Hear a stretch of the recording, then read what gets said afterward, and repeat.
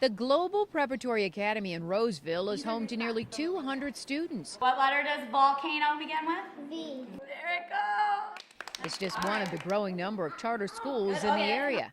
I just preferred the charter schools because of the smaller class sizes, and I found that GPA has a lot of resources and they have a lot of tools to help the parents. There are 243 charter schools in Michigan with more than 110,000 students and 5,000 teachers. That represents about 7% of the state's K through 12 student population. Here in Michigan, 70 to 80% are run by private for-profit companies.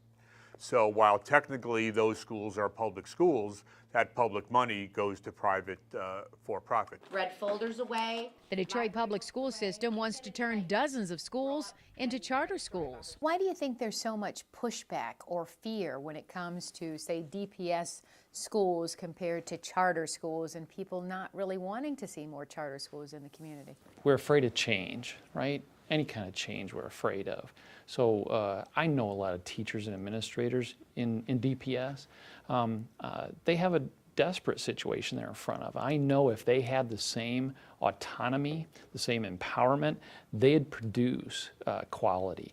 It's a systemic problem that we have with some of our traditional systems. So which students perform better? Kids in charter schools or children in traditional public schools?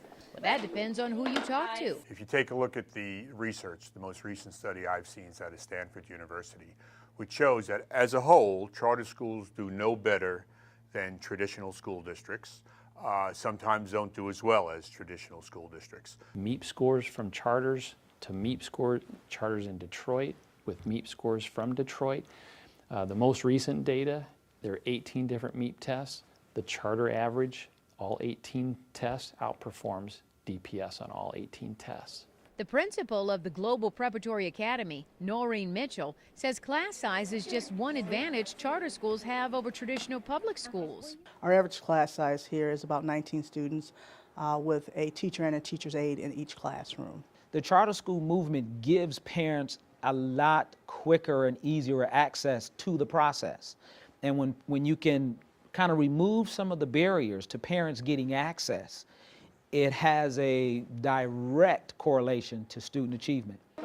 So what should you do if you're a parent? You want to pick and choose what's best for that student because they may succeed in one environment and not in another, even if it's a good school. Do the research and really take a look at what is the performance. If I'm thinking of a charter school, what is the performance of that charter school?